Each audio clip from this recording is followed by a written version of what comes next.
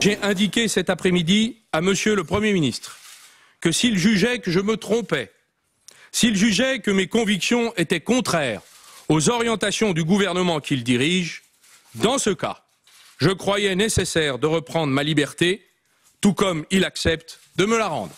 Quand avez-vous appris que vous n'étiez plus ministre? Mais lorsque je suis allé voir le Premier ministre et que nous en avons débattu et que nous avons décidé de mettre fin à ce qui est un désaccord. En termes cordiaux? En bons termes. C'est vrai qu'on appelait Montebourg le fou du troisième. Oui. Enfin, il a eu plusieurs. Parce qu'il est au troisième étage. On l'appelait aussi le dingue du Palais Bourbon quand il était député, vous savez. Excusez-moi, je suis bon public avec ce genre de problème de formule. Michel Sapin.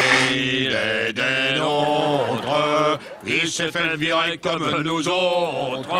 Est-ce que vous restez ou est-ce que vous quittez ce gouvernement? Je ne participerai pas au nouveau gouvernement de Manuel Valls. J'en ai informé dans l'après-midi le président de la République. Il y a des moments où il faut pouvoir reprendre sa liberté quand on est une femme politique, pouvoir dire un certain nombre de choses et puis agir. Moi, j'ai envie de reprendre cette liberté, de retrouver cette liberté qui, évidemment, n'est pas compatible avec l'appartenance au prochain gouvernement. C'est un François Hollande trempé, les lunettes pleines de buée.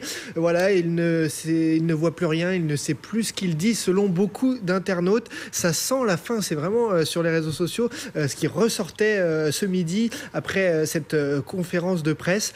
Sur CNN, cette image venue de Chine. Un enfant joue avec son petit jeu de construction juste devant chez lui quand... Moments of panic and horror. Moment de panique et d'horreur, mais aussi miracle puisque l'enfant n'a rien. La télé américaine n'a pas grand-chose non plus comme information, mais elle repasse en boucle cette image. Incroyable surprise pour ce patron d'une boutique en ligne qui part à la retraite. Ses employés ont vu les choses en grand pour que son dernier jour soit mémorable.